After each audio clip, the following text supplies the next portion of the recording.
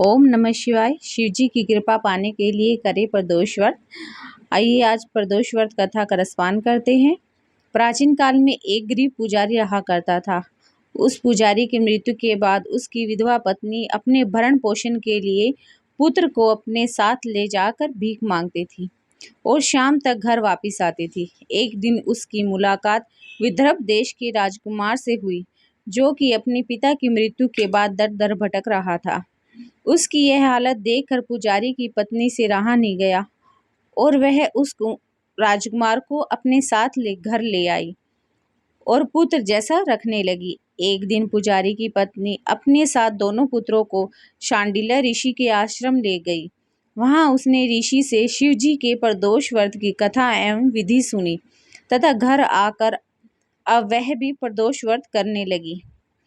एक बार दोनों बालक वन में घूम रहे थे। उसमें से पुजारी का बेटा तो घर और लौट आया, परंतु राजकुमार वन में ही रह गया। उस राजकुमार ने गंधर्व कन्याओं को क्रीड़ा करते हुए देखा और उनसे बात करने लगा। उस कन्या का नाम अशुमति था। उस दिन वह राजकुमार घर देरी से लौटा। राजकुमार दूसरे दिन फिर से वहीं उसी जगह से पहुंचा जहां अशुमति अपने माता पिता से बात कर रही थी।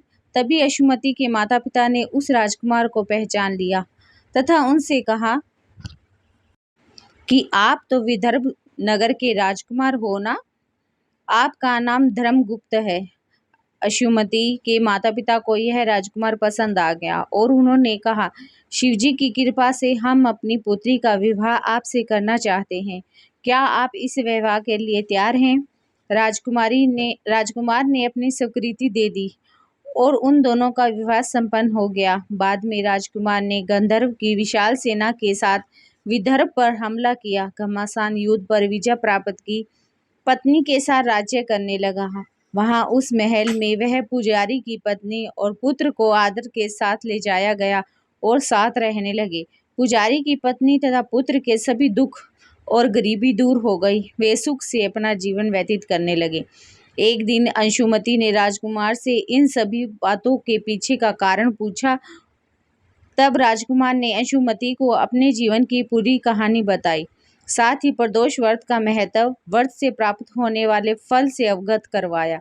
उसी दिन से प्रदोष व्रत की प्रतिष्ठा और महत्व बढ़ गया। मान्यता अनुसार लोगों यह व्रत करने से कई जगहों पर अपनी श्रद्धा के अनुसार स्त्री पुरुष दोनों ही यह व्रत करते हैं। इस व्रत को करने से मनुष्य के सभी कष्ट और पाप नष्ट हो जाते हैं और मनुष्य को अभिष्ट की प्राप्ति हो जाती है। बोलिए शंकर भगवान की जय।